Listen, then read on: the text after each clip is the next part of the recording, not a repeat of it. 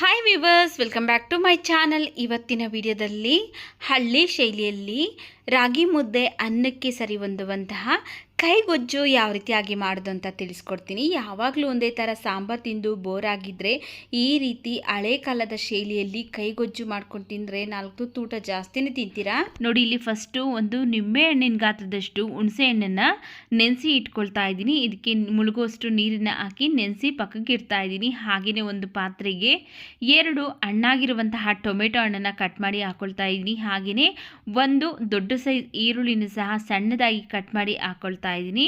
ನಿಮ್ಮ ರುಚಿಗೆ ಎಷ್ಟು ಬೇಕೋ ಅಷ್ಟು ಹಸಿಮೆಣಸಿನಕಾಯಿ ಹಾಕ್ಕೊಳ್ಬೇಕು. ನಾನಿಲ್ಲಿ 4 ಹಸಿಮೆಣಸಿನಕಾಯಿನ ಹಾಕ್ಕೊಳ್ತಾ ಇದ್ದೀನಿ. ಹಾಗೆಯೇ ಫಸ್ಟ್ ನೆನೆಸಿ ಎತ್ತಿಟ್ಕೊಂಡಿದ್ರಲ್ಲ ಹುಣಸೆಹಣ್ಣು, ಆ ನೀರಿನ ಸಮೇತನೇ ಹುಣಸೆಹಣ್ಣನ್ನು ಇದಕ್ಕೆ ಹಾಕ್ಕೊಂಡಿದ್ದೀನಿ. ಹಾಗೆಯೇ ಕೆಲವೊಬ್ಬೊಬ್ಬರು ಹಸಿಮೆಣಸಿನಕಾಯಿ ತಿನ್ನೋಲ್ಲ ಅನ್ನೋರು ನೀವು ಹಸಿಮೆಣಸಿನಕಾಯಿ ಜಾಗದಲ್ಲಿ ಒಣಗಿರುವಂತಹ ಮೆಣಸಿನಕಾಯಿನೂ ಸಹ ಹಾಕ್ಕೊಳ್ಬೋದು.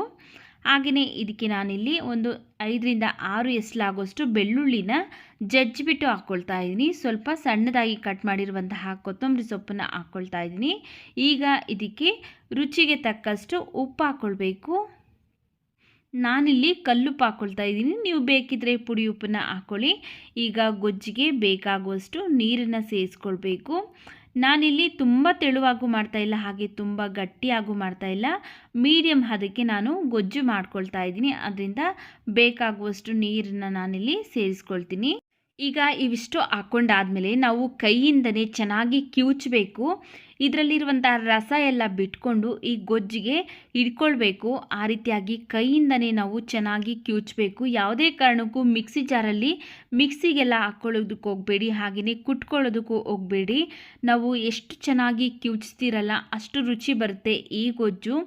ಆದಷ್ಟು ಕೈಯಿಂದನೇ ಚೆನ್ನಾಗಿ ಕಿವುಚಬೇಕು.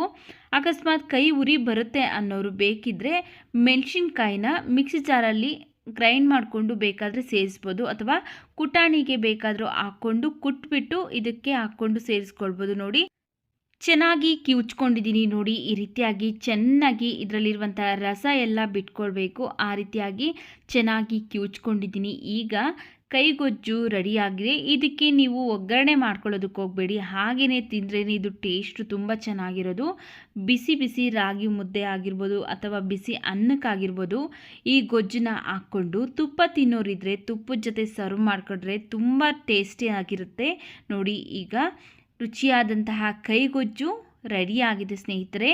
ನೀವು ಅನ್ನ ಜೊತೆಗಾದರೂ ತಿನ್ಬೋದು ಅಥವಾ ರಾಗಿ ಮುದ್ದೆಗಾದರೂ ತಿನ್ಬೋದು. ಈ ವಿಡಿಯೋ ನಿಮಗೆ ಇಷ್ಟವಾಗಿದೆ ಅನಿಸಿದ್ರೆ ವಿಡಿಯೋಗೊಂದು ಲೈಕ್ ಮಾಡಿ, ವಿಡಿಯೋವನ್ನು ಶೇರ್ ಮಾಡಿ, ನಮ್ಮ ಚಾನಲ್ಗೆ ಸಬ್ಸ್ಕ್ರೈಬ್ ಮಾಡಿ ಸಪೋರ್ಟ್ ಮಾಡಿ ಸ್ನೇಹಿತರೆ.